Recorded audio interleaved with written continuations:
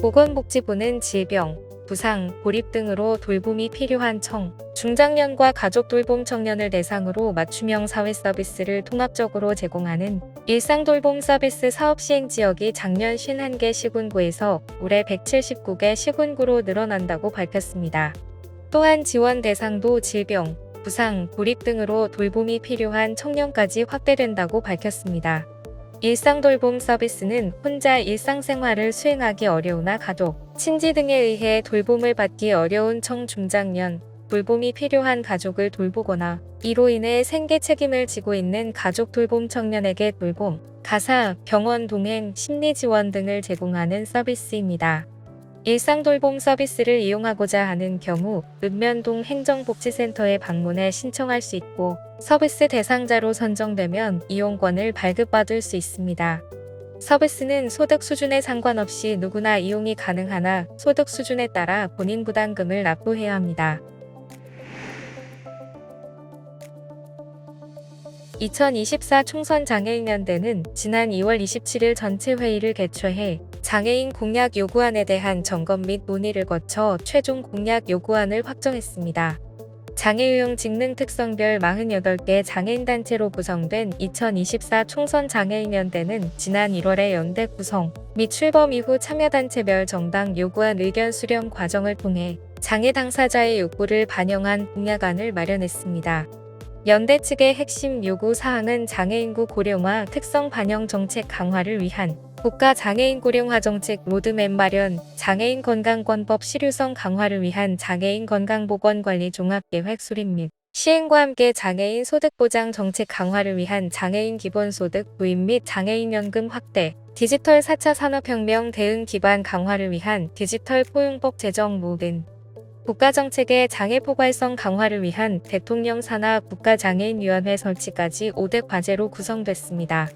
연대는 향후 개원하는 22대 국회에서 공약 반영과 이행을 촉구하는 핵심적 활동을 진행할 계획입니다.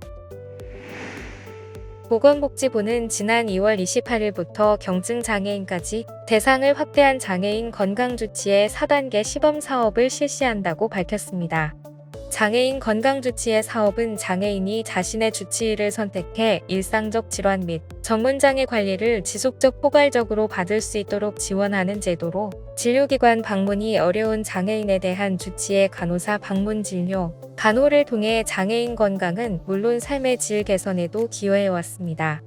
올해부터 시행되는 4단계 사업은 의원급에서 제공하는 일반 건강관리 대상을 중증장애인에서 경증장애인까지 모든 장애인으로 확대, 방문 서비스 횟수를 확대 제공, 주장애관리 기관을 일부 상급 종합병원을 포함해 보다 다양한 의료기관이 사업에 참여할 수 있습니다.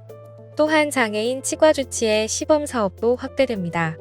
부산, 대구, 제주로 한정됐던 사업지역을 전국으로 확대하고 중증장애인 외에도 뇌병변, 정신경증장애인도 서비스를 받을 수 있습니다.